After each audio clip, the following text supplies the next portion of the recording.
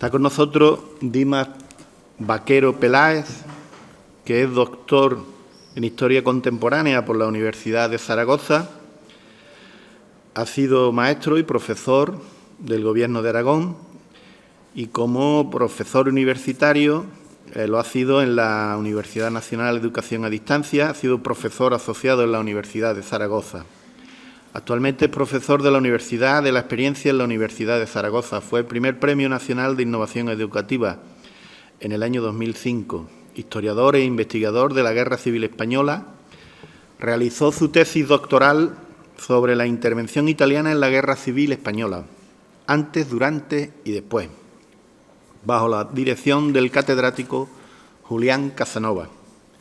Es autor de varios ensayos sobre el tema de la intervención italiana en la guerra, entre ellos Credere, Obedire, Combattere, fascistas italianos en la Guerra Civil Española. También Aragón con camisa negra, las huellas de Mussolini, y es coautor del libro Soldati Compagni nella Guerra Civil Española, publicado en Salerno, en Italia. En 2011 publicó su primera novela histórica, A la sombra de la Sabina, y en el año 2023 la novela histórica Los cuadernos del rastro. Es igualmente coautor y colaborador en diversas publicaciones, es autor de conferencias, artículos de revistas especializadas y de comunicaciones relacionadas con la guerra española, la educación y otros temas de historia, entre los que destacan los bombardeos sobre la ciudad de Zaragoza. Estaba comentando que encantado de estar aquí en Cádiz, en la UCA, de volver a Cádiz. Mi hija estuvo aquí haciendo hace 7 u 8 años un máster en Cádiz capital y tengo un buen recuerdo de las visitas que hice por aquel entonces.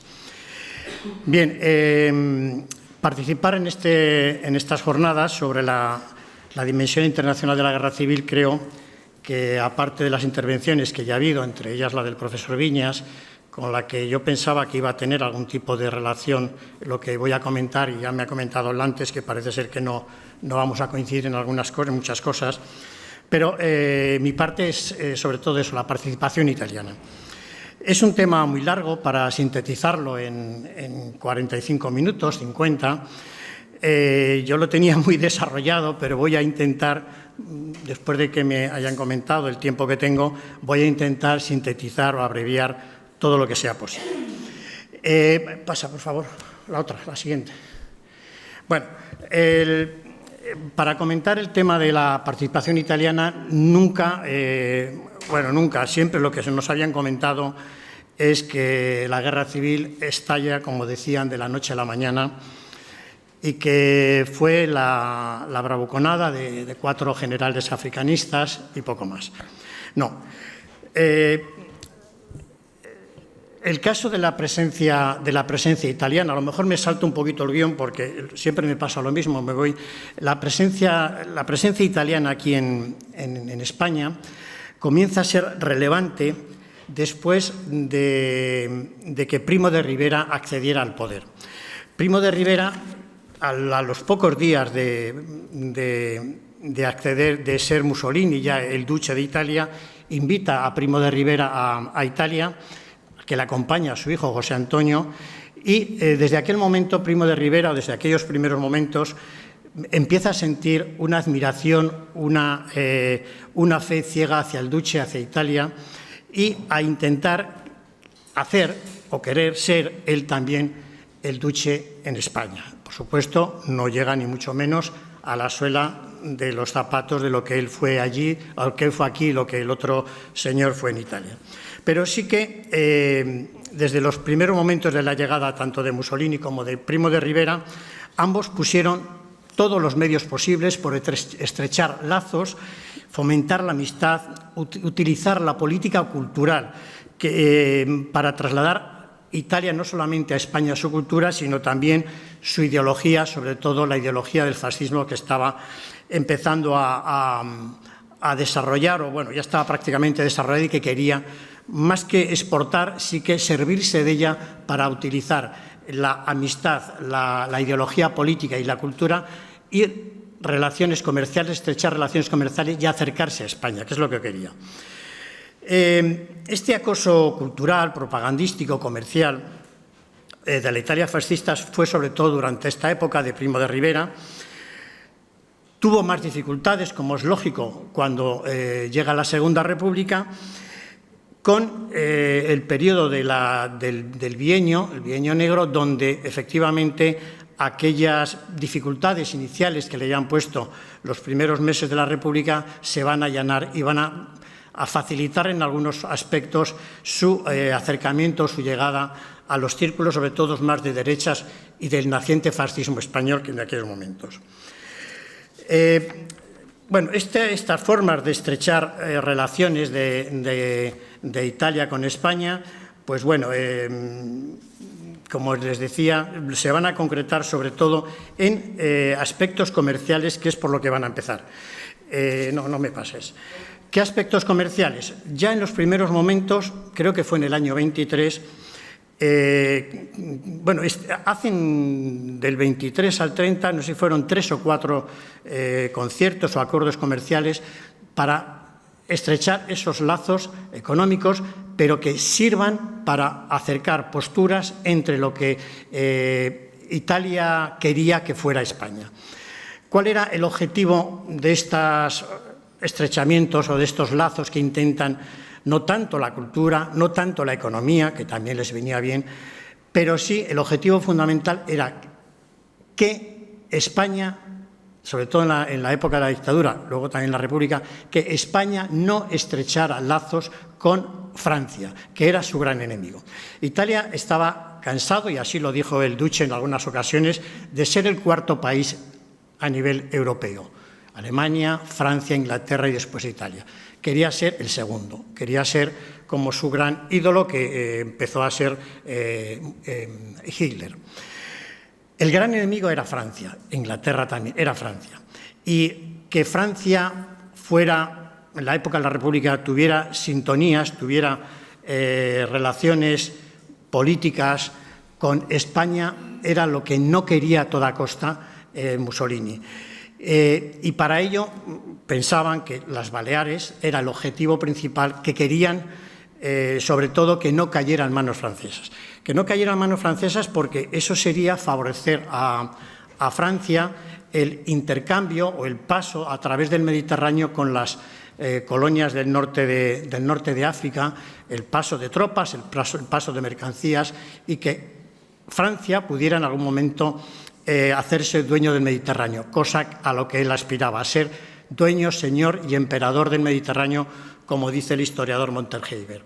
Eso era lo que no quería. Esas relaciones, posibles relaciones de Francia con la República o con España. Ya digo que establecieron una serie de acuerdos comerciales de mayo del 23, septiembre también del 23, por nombrarles algunos, bueno, en fin, en diferentes acuerdos que van, y sobre todo, además de los acuerdos comerciales, acuerdos culturales. Esos acuerdos culturales significaban viajes de turismo, viajes de placer, de buques, barcos italianos, que con el objetivo de hacer turismo, lo que hacían era traer a personalidades italianas del mundo de la política, del mundo de la economía, para que fueran estableciendo lazos de amistad con ciudadanos españoles, en este caso ciudadanos de las Islas Baleares. Hay diferentes viajes, hay diferentes momentos que, bueno, pues no sé si sería conveniente que se los fuera recordando, pero además de estos viajes, la Liga Naval Italiana también establece Mallorca como el punto de referencia para acercar ciudadanos italianos, acuerdos con academias italianas para impartir el italiano, intercambios académicos, bueno, todo una red, un entramado para intentar que esas relaciones de atar Mallorca, atar las Baleares, que fueran siempre amigos fieles de Italia y no tanto que se decantaran por la presencia francesa allí. Era el gran objetivo. Baleares, como sabemos, se encuentra en el centro principal de las rutas entre España y Francia, las colonias americanas, las colonias africanas, y está en una posición estratégica envidiable para que en caso de guerra en Europa, Francia pueda trasladar desde África, como les decía antes, tropas o moverse con total soltura. Hay una frase que dice, en noviembre del 37, le dice a Ribbentrop Mussolini, dice, si utilizamos la base de Mallorca, la de Pentelería y otras que ya existen y están equipadas, ni un solo negro podría pasar de África a Francia por la ruta del Mediterráneo. Por tanto, Mallorca, Baleares, es un lugar de interés especial para Italia por lo que estamos comentando. Bueno, según los documentos diplomáticos que abandonaron los fascistas italianos en su ida en el consulado de Barcelona y que Camillo Bernieri recogió y los publicó en un libro, en ellos se recoge que la política italiana era una política imperialista, de intentar dominar, controlar el Mediterráneo. Habían conquistado Albania, estaba en el caso de Etiopía, tenían Libia al alcance, y España, pues además de esa importante labor frente a Francia, podía ser un lugar también importante para ese control del Mediterráneo. Bernieri señala con claridad en estos papeles que les comentaba que la preparación de la conquista de las Baleares se inicia, lo dice él claramente, en la época de Primo de Rivera, como decíamos antes. Según Bernieri, las agencias consulares italianas en Baleares no eran más que avanzada en la penetración imperialista del gobierno de Mussolini. Bien, no vamos a profundizar más en estos papeles, pero bueno, se suma a lo que estábamos comentando antes, a lo que decía de esos viajes turísticos, comerciales, de la Liga Naval Italiana, de los cruceros que se van sucediendo en el tiempo y de las visitas. Una visita fue muy sorprendente el 14 de septiembre del 28, cuando un grupo de vanguardistas del fascismo italiano acude a Mallorca y son recibidos por las autoridades civiles y religiosas pues como grandes héroes, como personajes destacados de la historia, y son aclamados por el público en general. Bien, aparte de eso, la presencia de sumergibles, de submarinos, de barcos de la Armada italiana en torno a las Islas Baleares que están vigilantes para evitar que otro tipo de barcos o de actuaciones de países extranjeros pudieran afectar a sus intereses. ¿Pasas, por favor? Bueno, voy a saltar un poquito todo esto porque hay un personaje que sí que tuvo gran importancia. Bien, volviendo, no veo lo que tengo ahí, volviendo un poquito al tema, cuando se produce la sublevación militar, hubo un personaje que a los 4 o 5 días, creo que fue el día 25 o 26 de julio, aparece de pronto en la isla de Mallorca, que era el que denominaba Arconobaldo Bonacorsi, al que denominaban el conde Rossi. No era conde, menos era Rossi, y tampoco era un gran político, era simplemente un cónsul fascista al que destinan allí para intentar, más que sublevar, hacerse con la amistad de los falangistas de la isla de Mallorca. Fue un personaje que causó el terror, que causó pánico, que intentó, con su extravagante uniforme fascista, fascinar a los mallorquines con la misión de ejercer de líder y fomentar el entusiasmo entre los falangistas de Mallorca, y que junto con el marqués de Zayas, que no sé si en aquel momento era el gobernador militar o civil, no recuerdo, y un grupo de 50 hombres se agrupan bajo sus mandatos, sus órdenes, y crean lo que llamaron los Dragones de la Muerte. Ya digo que vestido con el uniforme negro fascista, con sus botas altas, la cruz blanca al cuello, cometieron una serie de excesos que el escritor católico George Bernanos, en su novela Grandes cementerios bajo la luna, recogía en algunas de sus frases que yo les voy a comentar ahora por comentarles algunas de las opiniones que este escritor, ya digo católico, tenía sobre lo que estaba viendo en el caso del conde Rossi. Cada noche, a partir de entonces, los equipos reclutados por él operaban en las aldeas y en las barriadas de Palma. La primera fase de depuración duró 4 meses y el extranjero, primer responsable de estas matanzas, figuró siempre en la plaza de honor de todas las manifestaciones religiosas. Fusiló hasta los heridos refugiados en un convento a la vista de la superiora. Bajo la dirección de un aventurero italiano llamado Rossi, la Falange se convirtió en la política auxiliar del ejército, encargada sistemáticamente de los trabajos sucios. Cada noche, a partir de entonces, los equipos reclutados por él operaban en las aldeas y en las barriadas de Palma. En algún otro lugar pone también que le solía acompañar a veces el obispo de Palma de Mallorca, que creo que se llamaba, no recuerdo ahora el nombre. Bien, quiero decir que bueno, se empezó a destacar en sus labores de represión. Pasa, por favor, pasa a la siguiente. Bien. Comento rápidamente qué fue la misión Guariglia.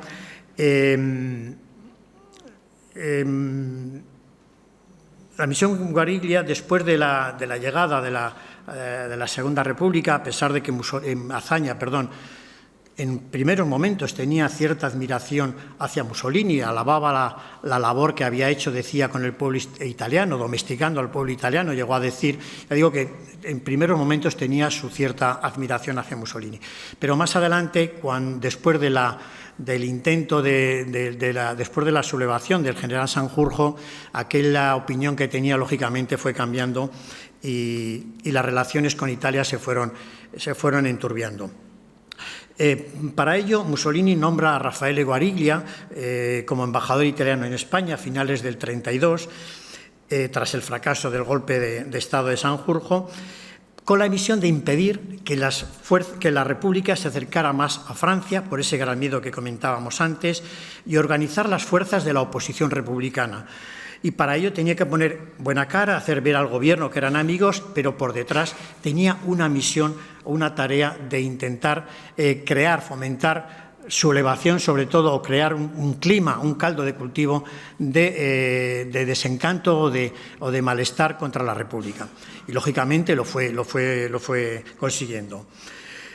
Guariglia encuentra en los nuevos grupos del naciente fascismo español el terreno adecuado para sembrar esa ideología, como era la Falange, las Juntas de Ofensiva Nacional Sindicalista de José Antonio Primo de Rivera y de Onésimo, y poco a poco inicia una campaña de propaganda que se empieza a extender por toda España, empezando sobre todo por los círculos sociales más influyentes.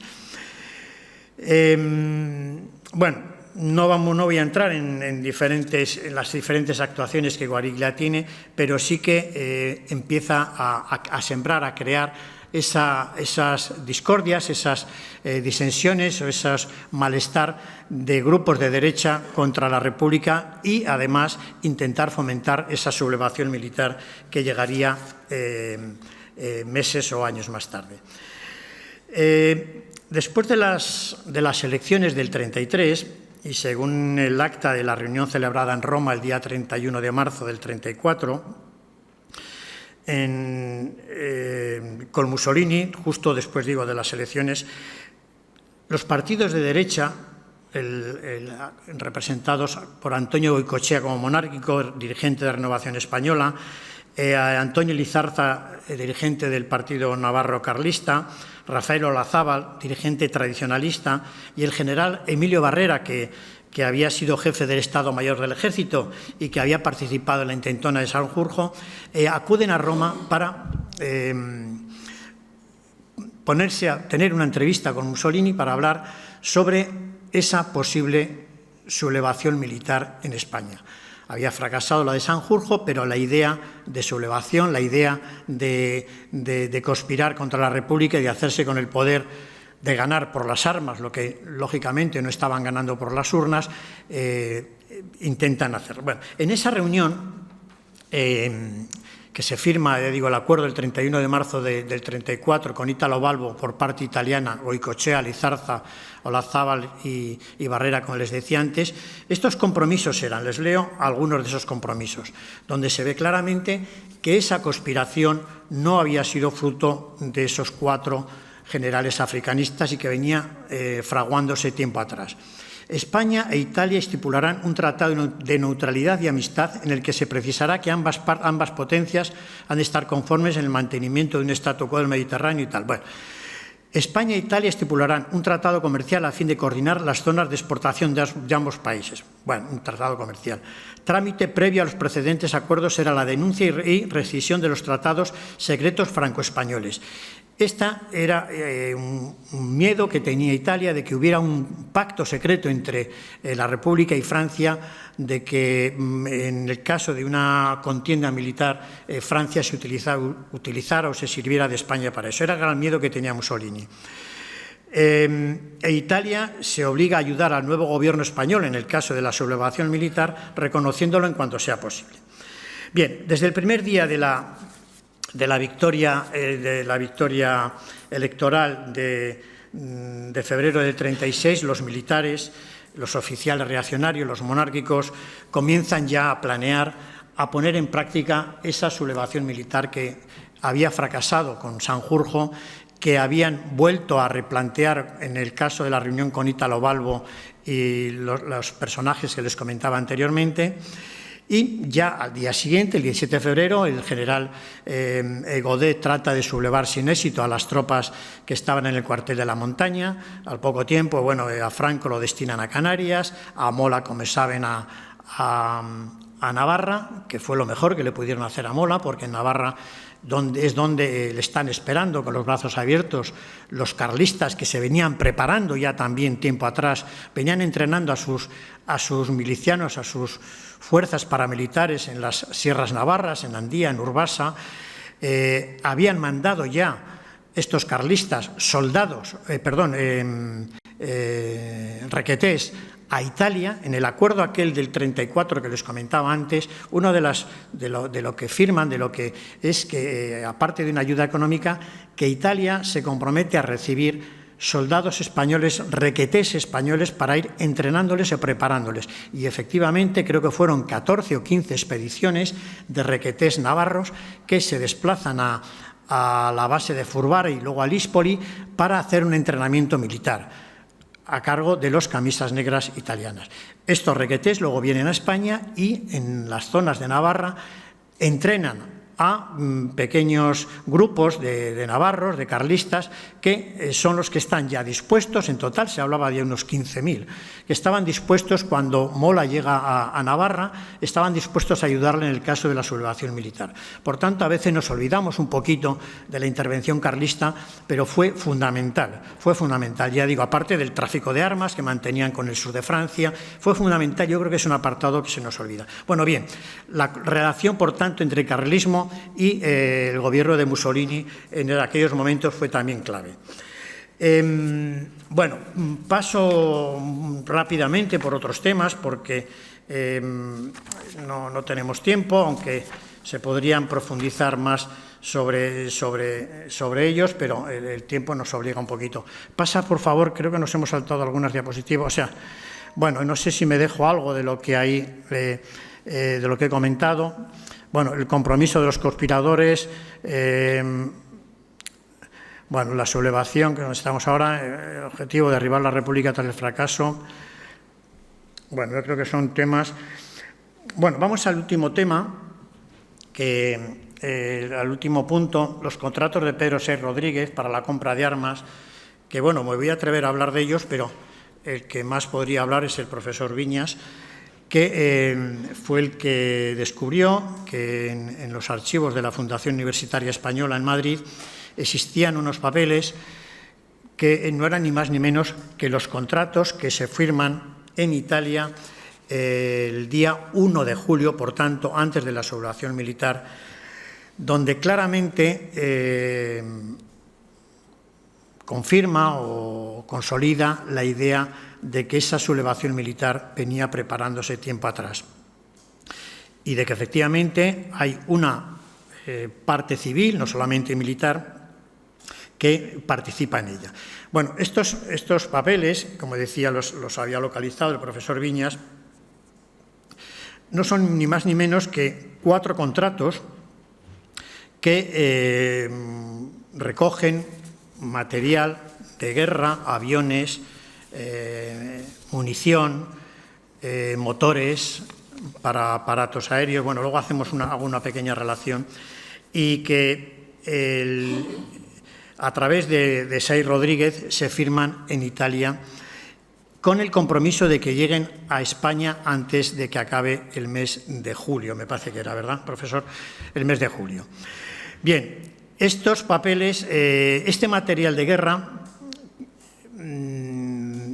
fue lo primero que empieza a llegar a la península, pero anteriormente, en aquellos, igual me lo he saltado, en aquellos tratados del 34, también acuerdan, que no lo he comentado antes, una pequeña subvención económica en dinero, no recuerdo ahora si eran 50.000 liras al mes, a José Antonio Primo de Rivera, que estuvo cobrando hasta 2 meses después de ser fusilado, para fomentar ese espíritu fascista, crear ese descontento dentro de la península. También en aquellos acuerdos se comprometen al envío de fusiles, creo que eran 10.000 fusiles, estamos hablando del 34, para esa posible sublevación militar.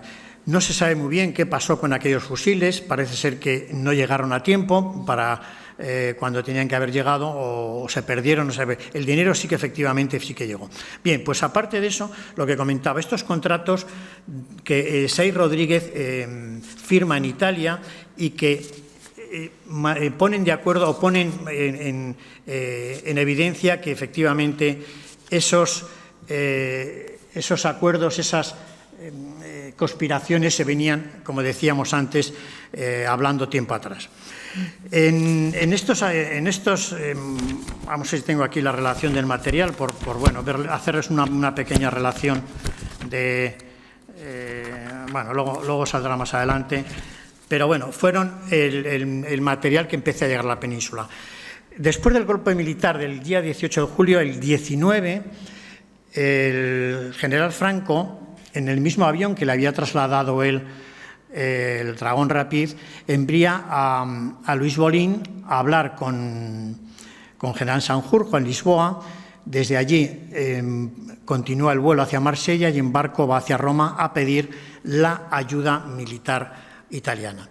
No se sabe muy bien, yo creo, si el general Franco tenía conocimiento de estos contratos del Pedro Saiz Rodríguez. Yo creo que no tenía, no lo sé, pero sí que luego lo tuvo, lógicamente, ¿no? Digo esto porque cuando Luis Bolín llega a Italia a intentar hablar con el duce, no lo consigue, habla con el conde Chiano y pide ayuda militar, recordando aquel pacto que habían firmado, aquel protocolo secreto del 34, y que en un principio Mussolini se niega a darle ayuda. Se niega a darle ayuda primero porque no ve muy claro que efectivamente haya triunfado la sublevación militar, y porque el general Franco para él no significaba nada. Era un personaje prácticamente desconocido en Europa. En Europa era el general más joven, era no sé qué, pero el que de verdad se conocía en Europa y sobre todo en Italia era el general Mola, el que hacía de director de la sublevación militar, pero a Franco no. Hubo 2 o 3 reuniones, 2 o 3 encuentros donde se le negaba esa ayuda, y finalmente se cree que por la intervención del rey Alfonso XIII, que estaba en el exilio, por la intervención también del delegado italiano en Tánger, creo que era Lucardi, que le dicen que efectivamente que hay una sublevación militar en marcha, que necesitan ayuda inmediatamente, y le logran convencer. Y en aquel primer encuentro, en aquella primera aprobación de ayuda a España, se concede la ayuda, el envío de los 12 primeros aviones Savoia Marchetti con destino a África. De esos 12 aviones, 2 parece ser que se caen por falta de combustible, caen en el mar, el tercero en el desierto, total que llegan 9, y son los primeros aviones que van a participar en el traslado de tropas del norte de África a la península, en el puente aéreo, junto con aviones alemanes de transporte, formándose, como os decía antes, el primer puente aéreo, parece ser que de la historia. Bien, esa fue la primera ayuda directa que llega a España. En los meses sucesivos comienzan a llegar al puerto de Vigo tanquetas, material de guerra, los primeros soldados, más que soldados instructores o conductores de tanquetas, que participan en acciones cercanas a Madrid y luego en el norte, en la batalla del norte, en la zona de San Sebastián. Estas acciones militares, pasa por favor, pregunte. Bueno, a ver si me dejo algo ahí. Bueno, ahora que veo lo de Francia, bien, en estas primeras acciones, ¿cuál es la postura internacional respecto a lo que estaba sucediendo aquí en España? En el caso, por ejemplo, de Francia, en los primeros momentos decide ayudar a la República, decide enviar y envía material a la República, pero el descontento interior que se genera en la opinión francesa tiene muy dividido al país. Blum intenta que aquello no vaya más y decide cortar esa ayuda italiana, esa ayuda francesa al general Franco. En el caso de Inglaterra, bueno, sucede un poquito de lo mismo. El gobierno inglés apoya lógicamente al gobierno legal español, al gobierno republicano, pero por detrás, Inglaterra tiene muchos intereses aquí en España, tal caso de Gibraltar también, y por un lado apoya, pero por el otro lado le retira la mano. Es lo que creo que es Enrique Moradiellos le llama la pérfida Albión, ¿no? El sí pero no, y por tanto también se intenta mantener al margen. En el caso de la Unión Soviética, nadie temía que la Unión Soviética fuera a intervenir, ni Italia ni Francia, y en un principio no hay ningún temor a que la Unión Soviética apoye directamente a la República. Bien. Cuando Mussolini, lógicamente Mussolini tenía muy claro el apoyo de Hitler. Cuando Mussolini ve que Francia se ha retirado, que Inglaterra se queda ahí en tierra de nadie, que la Unión Soviética parece ser que tampoco va a reaccionar y que Alemania está al lado de los sublevados, es cuando Mussolini decide ayudar, decide colaborar. Siempre miraba de reojo a ver qué es lo que pasaba a su alrededor antes de tomar una decisión muy clara, y así lo hizo con España. Bien, esa ayuda que les comentaba se fue agrandando, se fue aumentando. En los primeros meses, ya digo, llega ayuda al puerto de Vigo. En los acuerdos que firman a principios del mes de diciembre del 36, en un protocolo en Roma, es donde Italia por fin se decide al envío de tropas. Al envío de tropas que los primeros camisas negras, los 3.000 primeros camisas negras.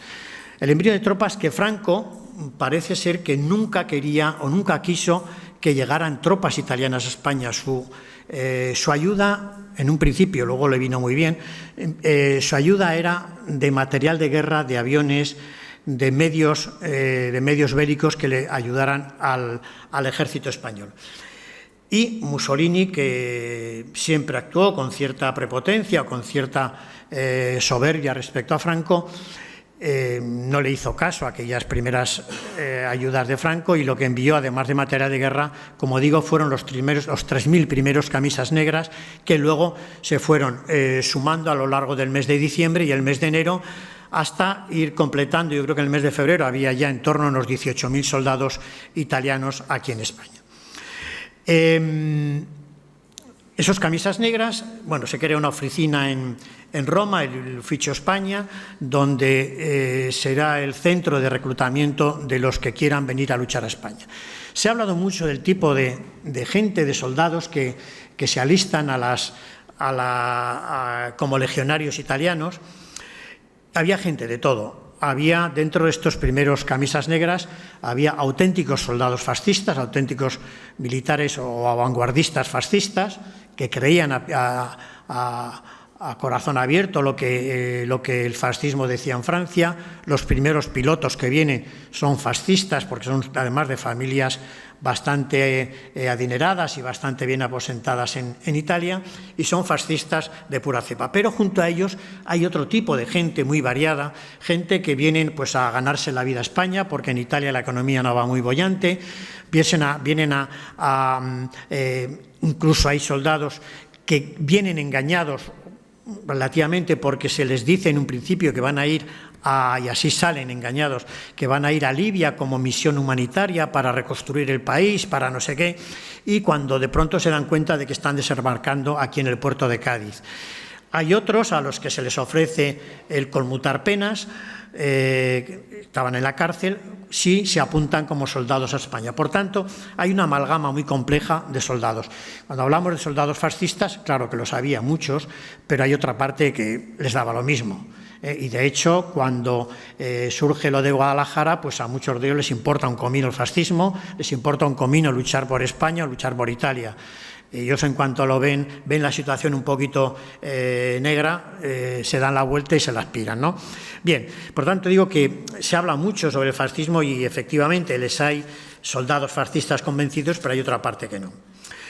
Bueno, veo que se me está haciendo el tiempo un poquito. Pásame un poquito más adelante, por favor. Bueno, sobre la llegada del material de guerra ya hemos comentado un poquito, lo de Bolín, la llegada de la Operación Militar España, el Oficio España que se crea en Roma para apuntar a los soldados que quieran venir a España como voluntarios. Bueno, vamos a ir pasando un poquito. Pásame la siguiente, por favor.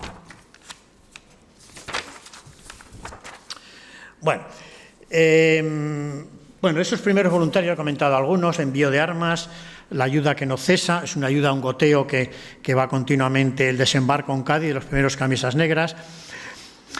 Bien, estos primeros camisas negras forman una pequeña unidad y luego en el mes de enero comienzan la formación de esas brigadas mixtas sobre las que Franco les pide a los italianos que únicamente les manden oficiales como máximo del grado de capitán para comandar una compañía. Franco no hace caso y envía oficiales, comandantes, tenientes, coroneles, generales o cónsules. Y en el mes de enero comienza la formación de esas brigadas mixtas, que eran oficiales y suboficiales italianos que adiestran a voluntarios falangistas en la zona de Extremadura, creo que era en Villanueva de los Barros, donde adiestran y van formando las primeras brigadas mixtas, donde la mayor parte en un principio eran soldados españoles. Luego fueron enriqueciéndose con soldados italianos y al final también terminarían siendo de nuevo casi unidades españolas. Pero al frente de ellas estaban los soldados milicianos italianos. Bueno, luego hablaremos un poquito del CTV, del Cuerpo de Tropas Voluntarias, bueno, quiero comentar un poquito, pasa por favor, las principales acciones militares en las que intervienen. La primera acción militar es la Batalla de Málaga. La Batalla de Málaga, que fue una batalla, siempre en todas las acciones militares de participación italiana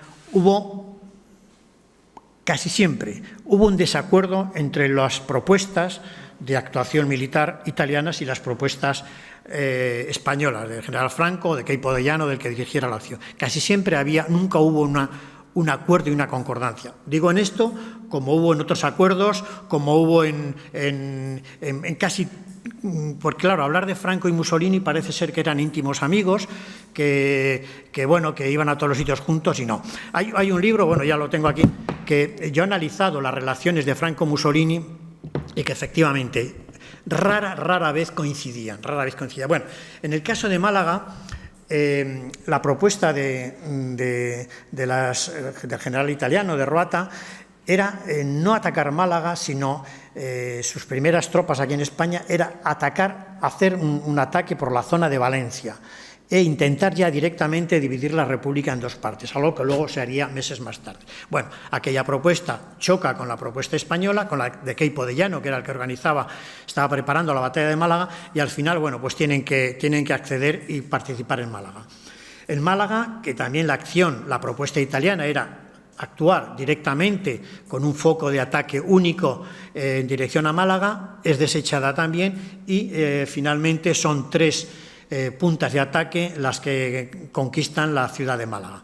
La ciudad de Málaga, conquistada por los italianos, que a las pocas horas de entrar en la ciudad entregan a los falangistas y se produce una situación de represión muy dura en la ciudad de Málaga, muy dura, aparte de la desbandada que vendría un poquito más tarde, con fusilamientos indiscriminados, bueno, lo típico, ¿no?, de cuando se ocupaba una ciudad. Y hay un personaje italiano, Tranquillo Bianchi, el cónsul italiano en la ciudad de Málaga, que ejerció durante unos meses como de ángel, como si fuera el Slinder español, ¿no?, como de ángel salvador de muchas familias de tendencia izquierdista o de sindicalistas, dándoles protección dentro del consulado italiano. Y consiguió salvar pues, en torno a 700, 800 vidas, y no les exagero. Y además de eso, luchar para evitar y intentar evitar aquellos fusilamientos indiscriminados.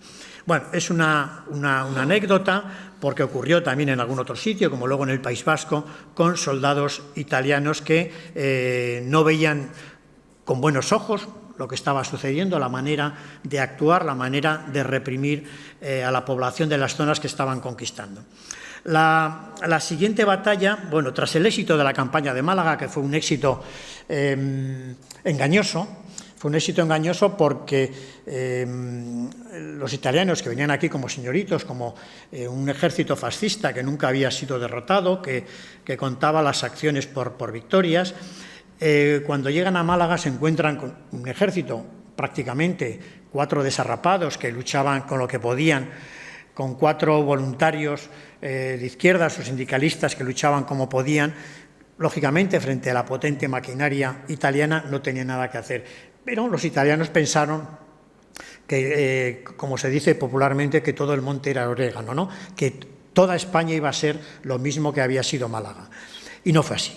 Cuando participan en la batalla de Guadalajara, otra batalla con la que no estaban de acuerdo los italianos porque tenían otras ideas, otras propuestas de ataque, que no vamos a comentar ahora. En la batalla de Guadalajara constituyen ya el cuerpo de tropas voluntarias, el CTV que veíamos ahí antes, donde organizan 4 grandes divisiones, 3 de voluntarios de legionarios y una cuarta que son soldados del ejército, soldados del Regio Ejército italiano, y la cuestión de Málaga fue el gran fracaso italiano en España. El gran fracaso a nivel político, el gran fracaso a nivel propagandístico, el gran fracaso, la gran frustración de Mussolini. La primera vez que se derrotaba o que separaba o que se derrotaba a un ejército fascista. Aquello fue una herida en el corazón a Mussolini. Pero razones del desastre de Guadalajara. Bueno, en primer lugar, yo me cuestiono que fuera un gran desastre. Me dirán, bueno, si todo el mundo conoce lo que pasó con Guadalajara, cómo corrían, ¿no?, cómo se escapaban, cómo huían, cómo les masacraban. Sí, fue cierto. Huyeron, dieron la espalda, les importaba un comino lo que allí pasaba, fueron masacrados por la facción republicana porque el terreno de campo, el terreno en el de combate de la Alcarria, en el que pensaban que era un terreno duro, firme, efectivamente lo era, pero coincidió con unas situaciones meteorológicas adversas, coincidió con un ejército popular que estaba recién organizado, con unos voluntarios brigadistas que se partían el corazón venían precisamente a luchar contra el fascismo, y esa era la gran oportunidad que tenían, con soldados italianos garibaldinos que venían también a luchar en España contra lo que no podían luchar en Italia, era la gran ocasión. Bueno, pues estas cosas, más la mala intendencia italiana, más el no poder actuar la aviación porque estaban embarrados los campos que utilizaban la aviación nacional, bueno, con otra serie de factores que podríamos analizar, pero no quiero extenderme, fue el gran fracaso de... Pero a nivel militar, como les quería decir, el frente se alargó, se adentró en terreno republicano unos 20 o 30 kilómetros. Claro, una batalla que se pierde, pero le has recuperado al enemigo 20 o 30 kilómetros de frente, ¿hasta qué punto has perdido esa batalla? Ahí ganaron. A nivel de muertos, que yo lo tengo estudiado, bastante estudiado, en aquellos primeros días se hablaban de cifras de soldados italianos de 1.200, de 2.000, de 800, de no sé cuántos muertos italianos. Mentira. Yo he analizado los lugares de enterramiento de la zona de Brihuega, de toda esa zona, más luego los que están enterrados en Zaragoza, en el Sacrario Militare, y fueron poco más de 400, comparados con resultados de muertos y de bajas soldados republicanos. Sufrió más el ejército de la República que el ejército de Mussolini. Pero, ¿cuál fue la derrota? Fue la derrota política, fue la derrota de la propaganda, fue de la derrota donde se les vio el plumero de que efectivamente había soldados italianos en España luchando, cosa que estaban negando. Y esas imágenes que vemos de los aviones masacrando a las columnas motorizadas italianas causaron mucho daño. Y era la prima sconfitta del fascismo, ¿no? La primera derrota, la primera vez que se detenía a un ejército italiano, a un ejército fascista, y eso fue el gran daño que le hizo a Mussolini. Bueno, no vamos a entrar aquí porque me estoy liando. Voy a seguir hablando un poquito del frente del norte, del Paso, luego, bueno, después de la batalla de Guadalajara, algunas unidades italianas que habían tenido, entre comillas, bastante culpa, fueron señaladas, fueron marcadas con tinta en su uniforme, en la parte posterior, algunas, no todas, ¿no? Como una gran mancha de tinta en su expediente militar. Eso sucedió y así se ha recogido en algún trabajo, y hay gente que así lo atestiguaba hace unos años que conocieron aquello. Bueno, después de la reorganización del CTV tras la batalla de Guadalajara, la siguiente frente de acción es el frente del norte, la toma de Bilbao, frente de Bilbao, o sea, la zona de Bilbao, y luego la zona de Santander. En el frente de Bilbao sufren un nuevo varapalo en la zona de Bermeo. Se reproduce en miniatura lo que había sido la batalla de Guadalajara, con una encerrona que les preparan allí, porque, antes lo comentaba, los oficiales, generales oficiales italianos vinieron con muchísima soberbia, con muchísima prepotencia, no hacían caso a las instrucciones, en este caso de general Mora, que era el que controlaba esa acción, y el general Bástigo, que estaba al frente de las tropas italianas, pasaba de aquellas orientaciones que le daban. Y tuvo, pues de esos enfrentamientos que comentaba antes, muchos enfrentamientos también con las tropas nacionales. Bueno, conquistan la zona de Bilbao, conquistan la batalla de Santander, y con un número muy alto de bajas, de muertos. Y después de Santander viene el famoso Pacto de Durazno o el Pacto de Santoña, donde un nuevo desencuentro entre Franco y las tropas italianas, con Amílcar Farina, Barba, que firman un acuerdo con los soldados vascos, los gudaris vascos, que se rinden, aunque digan algunos que no, que se rinden ante las tropas de Mussolini. Bueno, ya digo que hay una serie de desacuerdos que no vamos a entrar ahora en ellos. Bueno, luego entramos en la primera batalla del Ebro, en la batalla de Aragón o primera batalla del Ebro, donde está el bombardeo de Alcañiz, el famoso bombardeo de Alcañiz, que si el de Guernica, que no he comentado, fue también de participación italiana, porque las primeras bombas que caen en Guernica fueron italianas, el de Alcañiz fue totalmente italiano. Y un bombardeo más duro más violento, más agresivo que el de Guernica. Lo que pasa es que Guernica es Guernica y Alcañiz pues es un pequeño pueblo del Bajo Aragón que no llega a...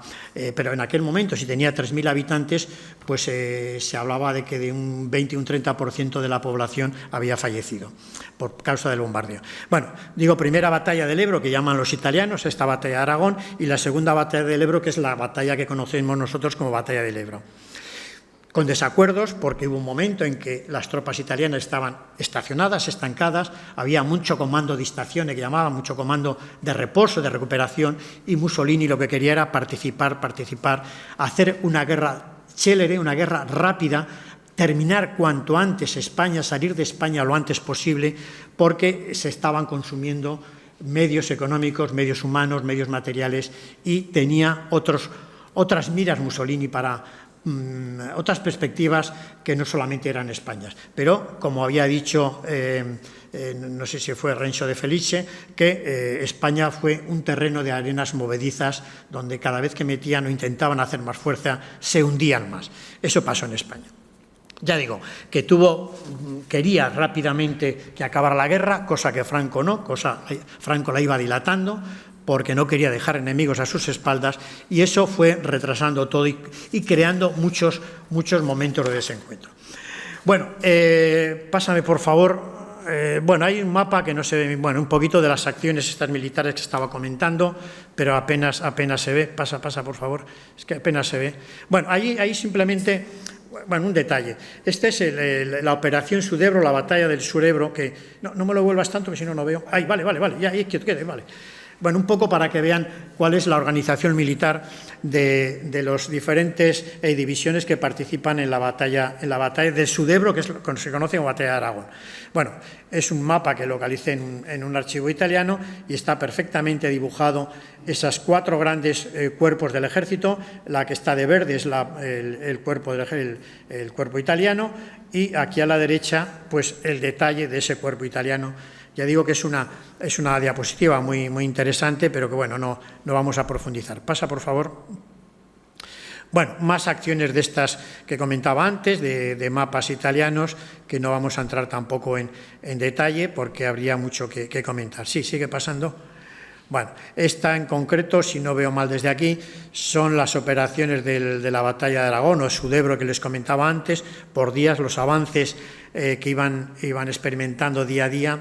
Y se señala también la ciudad de Alcañiz. Sí, pasa, por favor. Bueno, igual, más el caso del Frente de Levante, otro de los frentes de actuación. En el Frente de Levante ocurrió también lo mismo. Después de haber roto el territorio republicano, de haber llegado a Vinaroz, lo lógico y la pretensión de los italianos, pero que ya, porque Guadalajara significó un punto y aparte para la intervención del Duce en España. Lo lógico hubiera sido que hubieran roto el territorio republicano y hubieran subido hacia Valencia, hacia Cataluña, explotando el éxito del momento y prácticamente acabar con la República en Cataluña. Ese hubiera sido el plan, pero Franco se empeñó en bajar hacia Valencia, perdió mucho tiempo, perdió muchos medios y otro de los encontronazos con el CTV, con los soldados italianos, fue también por esta situación. Bueno, el Frente de Levante, que lo tienen que interrumpir cuando asaltan o recuperan el Ebro las tropas republicanas el 25 de julio. Bueno, vamos a pasa por favor. Bueno, novios de conveniencia, y es un poquito eso que les estaba comentando, de esos relaciones, ese noviazgo atormentado, tortuoso, complicado, momentos de celos, de disputas, estaba la soberbia italiana frente al orgullo nacional, esos oficiales o generales italianos que venían poco menos que a una España tercermundista a imponer sus condiciones militares, sus condiciones sociales, y que chocaron con la realidad española. Ya digo que, bueno, pues ellos califican a los soldados españoles de ineptitud militar, en fin, les acusan de muchas cosas, que es verdad que en algunas partes, en algunos momentos, la obstinación de Franco se enfrentaba con las pretensiones más realistas de los italianos. Eso fue cierto. Bueno, vamos a vamos a pasar un poquito de esto. Voy a comentar otro tema, pasa por favor, que es un tema para algunos desconocido, que es el contrabando de Mussolini con la República. Bueno, a la vez que se enviaban soldados italianos a España, a la vez que en total se habla de en torno a 80.000 soldados italianos, entre soldados profesionales y legionarios, bueno, a la vez que se movían y morían aquí en España, Mussolini estaba enviando ayuda al gobierno de la República, con un contrabando de materiales que ahora les comento y que, claro, bueno, ocurre en todas las guerras o casi todas, ¿no? Por un lado decimos una cosa y por el otro estamos haciendo otra. Pero aquí en este caso había soldados en medio. O sea, no es decir, yo apoyo a Ucrania, apoyo esta, pero estoy al revés, bueno, pero es que en este caso había soldados en medio. Llegó a haber momentos de 45 y 50.000 soldados actuando a la vez. Bueno, pues a la vez que eso estaba sucediendo, muchas compañías italianas habían establecido un comercio clandestino de contrabando de trigo, azúcar, corcho, manganeso, plomo, electrodos, elementos necesarios para el funcionamiento de la escasa industria militar que quedaba en algunos momentos ya la República, un transporte de mercancías que se realizaba en barcos de empresas navieras y de armadores italianos, como fueron la Italia Società Anonima di Navigazione, la compañía italiana Trickovic, la compañía genovesa de navegación a vapor, la Sociedad Italia de Gioia Triestino, bueno, con armadores italianos que no les voy ahora a cansar. Algunos de estos barcos, por ejemplo, el Capo Arma, el Capo Foro, el Tagliamento, el Firenze, Capo Roma, el Verdi, el Cesare Padre, Paganini, infinidad de barcos que si alguno está interesado yo les puedo facilitar información. ¿De dónde venía o de dónde partía ese comercio ilegal, ese comercio de contrabando? Utilizaron diferentes rutas. Una que era la ruta del grano, que tenía su origen en las zonas del Danubio y Mar Negro. Y otras partían desde la misma Italia, desde Génova, con lo cual no era un comercio tan clandestino. Yo creo que de esto se enteraban. Hay infinidad de barcos que hacían este traslado. Y participaban además empresas y sociedades, muchas de la Italia del Duce, que entre las que se encontraban la manufactura del corcho Astron, por decirles algunas, un montón de compañías italianas, alguna francesa, y que traficaban con estos bienes que en aquellos momentos, sobre todo en los años en que la República les escaseaba la alimentación, les escaseaba la industria porque habían ocupado ya el norte, porque se les estaba prácticamente acorralando la zona de Cataluña. Bueno, en los momentos de más necesidad fue cuando llegó Era un comercio que llegaba normalmente a Marsella, a veces a Palamós, a Marsella, y de Marsella por tren se trasladaba, como les comentaba, a Palamós. Y ahí pues había una serie de personajes un personaje, Moradel, que, entre otros, que se encargaban de controlar ese comercio y derivarlo a zonas de Barcelona o a zonas más industriales para luego repartirlo o distribuirlo por ahí. Ya digo que ahí hubo toda una agencia de personajes, de agentes, que se dedicaban a controlar o a distribuir luego lo que llegaba desde Marsella a Cataluña. Bueno, el misterio, la clandestinidad, todo eso pues se lo pueden imaginar en un mercado clandestino. Bueno, y quiero terminar porque veo que se nos está haciendo el pago. Pasa, por favor. Bueno, el después de la guerra no vamos a comentar el pago de la deuda y la general de Mussolini. Bueno, el pago de la deuda italiana. 20 minutos, vale, termino ahora mismo. Vale. El pago de la deuda italiana. Claro, la deuda italiana, en los primeros momentos, hay un personaje, que creo que no he nombrado hasta ahora, que fue el que se hizo cargo en Mallorca y luego a nivel nacional del pago de las primeras deudas del gobierno de los sublevados con Mussolini, que fue el gran pirata del Mediterráneo, el empresario de la sublevación militar, Juan March. Juan March, que se había hecho rico, bueno, no vamos a decir ahora cómo se había hecho rico, pero fue el que paga las primeras ayudas, gran parte del contrabando de armas que entra por el sur de Francia para los carlistas que comentaba antes, lo ha pagado él también. Bueno, totalmente entregado a la sublevación. Bueno, pues aparte de eso, aparte de que en el caso de Mallorca también se hace, en otros lugares, se hacen recolectas de dinero, de joyas, para intentar ayudar a los sublevados, el pago de la deuda se fue estableciendo a lo largo de la guerra y hubo muchas formas de pago, ¿no? Desde con minerales, luego se crea una forma de acabar con aquella deuda que creo que termina en el año 67, después de la rebaja de Mussolini de en torno a un 40%, creo que fueron unos 9.000 y pico millones de liras y se queda en 5.000, lo que España tiene o debe todavía a Italia, pero ya digo, después de una condenación de la deuda de en torno a un 40%. Una condenación de la deuda que fue una condenación falaz, mentirosa, porque claro, yo sí te perdono este dinero, pero tú a cambio me tienes que dar ¿qué? ¿Y qué es lo que le dio España en los primeros años del franquismo a Italia? Pues le dio el que se establecieran aquí importantes empresas italianas, compañías aseguradoras. La prensa italiana controla prácticamente la prensa española, publicaciones italianas que se difunden en España, publicaciones españolas bajo control y dominio italiano, periodistas españoles comprados con dinero italiano. El tema de la Segunda Guerra Mundial, el asentamiento de importantes focos de espionaje español.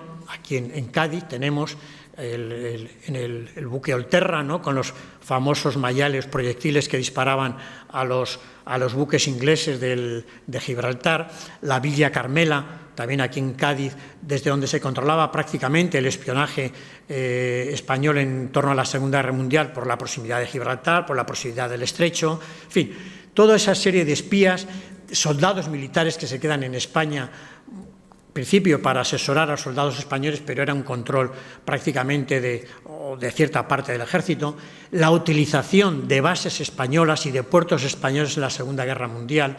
Bueno, toda una serie de apoyo logístico, de apoyo humano, de apoyo intelectual, de apoyo comercial, del que Italia se beneficia aprovechando la debilidad española del momento después de los 3 años duros de guerra que experimentó. Por tanto, digo que hubo muchas maneras de pagar aquella deuda que Italia había condonado o había perdonado. Nada, por terminar, hablar un poquito más del después y simplemente con planes de Italia o de Mussolini con España para acabar la guerra. Pues uno de los planes era que colaborara con ellos en la Segunda Guerra Mundial. Después del acuerdo de Bordighera, el encuentro inútil que decía el Duce, un encuentro inútil con Franco porque no estaba decidido a apoyarles. Está la no beligerancia activa de Franco, no participan, pero están al lado del eje y participan activamente pues porque tenemos la División Azul, tenemos este apoyo que comentaba antes de bases y puertos españoles, bueno, una no beligerancia pero activa. Estaba también el intento de fascistizar la nueva política española y hubo un intento muy serio que fue el asentar en España una monarquía italiana, de la Casa de Saboya. Hay por ahí muchos documentos donde analizan los pros y los contras, pero Mussolini, y eso que Mussolini no era monárquico, pero quería establecer una relación parecida a la que él tenía con su rey en Italia. Ya digo, no porque fuera monárquico, sino porque veía que la República, llegó a decir en algún momento que era un sistema muy anticuado, lo comparaba, un sistema muy anticuado. Entonces quería hacer algo similar a Italia. La Casa de Saboya, que ahí choca, lógicamente, con los monárquicos españoles y, sobre todo, choca con los monárquicos carlistas. Aquella idea, ya digo que después de mucha pelea, aquella idea fracasa y, lógicamente, Franco tampoco se hubiera dejado. Bien, comentar ya las huellas de Mussolini en España, pues hay 260 localidades, recogieron restos de sus soldados, de sus muertos, de sus caídos. No queda ningún cementerio ya en España italiano, salvo las Islas Baleares, Mahón, Ciudadela, donde hay pilotos de la aviación italiana, y ahora están de los 4.100 más o menos que mueren en España, en Zaragoza, en el Sacrario Militare, una torre que ahora se va a restaurar, hay enterrados en torno a 2.800 soldados italianos. Huellas de Mussolini, pues hay muchos lugares, yo conozco más Aragón, pero hay muchos lugares donde está la presencia del paso de las tropas italianas por aquí, por España. Bueno, pasa a diapositivas, simplemente hago un comentario de alguna. Bueno, ahí están un poquito las cifras de la aportación italiana, de aviones, de carros de combate, en fin, bueno, un poco los números que no vamos a entrar ahora en detalle y que, como les decía antes, aparte de los salarios, pues ascendió en torno a unos 9.000 millones de liras aproximadamente. Sí, pasa, por favor. Bien, estos son algunos de los restos italianos que les decía antes. Esto es Guadalajara. La parte la superior derecha era la Capilla Legionario, que ya no existe, el famoso Palacio Ibarra, donde luchan italianos contra italianos en su pequeña guerra civil. Sí, pasa, por favor. Bueno, restos de esa presencia italiana que no vamos a comentar. Sí, pasa. Bueno, esto es en la zona de Zaragoza, en Villanueva de Gállego, en una nave con lemas fascistas, están todavía allí visibles. Pasa, sí. Un monumento que había en Cabañas de Ebro, ya no existe, lo han cambiado por esa placa que tienen ahí. Pasa, por favor. Bueno, en Alagón, eso está todavía, con emblemas, eslogan, anagramas del fascismo. Allí pasa. Bien, el mismo Morata de Jalón, también muy cerca. Bueno, el mismo lugar, esto es Alagón también. En la Torrecilla de Alcañiz era el cementerio italiano, ahora ya no queda nada. Sí, pasa. Alcañiz, bueno, queda el monumento, queda todavía, era similar a uno que había en Zaragoza. Pasa. Bueno, Valdealgorfa, similar al de Alcañiz. Pasa. Bueno, restos también de esa presencia y hundido a falange casi siempre. Sí, pasa. Bueno, cementerio, Sarrión, nada, pasa, por favor. No vamos a comentar nada porque luego cada diapositiva tiene su historia, pero sí pasa. Bueno, el Olterra que comentábamos antes, aquí en la Bahía de Cádiz, que no voy a entrar en el tema porque creo que comentará luego el otro compañero, sí. Bueno, este es el famoso Puerto del Escudo, la pirámide del Puerto del Escudo, que ahora está abandonada. La querían derribar, creo que al final se va a salvar. Y está entre Burgos y Santander. En el interior solamente había enterrados 12 cuerpos italianos, ahora no hay nada, pero sí que estaban las placas de todos, ahí se ven restos de las placas, y la pirámide que daba cabida a estos 12 enterramientos. Alrededor es donde estuvieron los 360 o 370 soldados italianos. Una cuestión sobre la pirámide, si se fijan, en la puerta está enmarcada por una M, la M de Mussolini. La construcción es fascista en España, hablo de pero podríamos hablar del Sacrario Militar de Zaragoza o de otros monumentos, todos tienen la impronta de la escultura del regionalismo de Mussolini prácticamente en Italia también, ¿no? Sí, pasa, por favor. Bueno, este es el Sacrario Militar de Zaragoza, que, bueno, ahora se va a hacer una remodelación, pero bien, todos los años se hace una fiesta, una fiesta.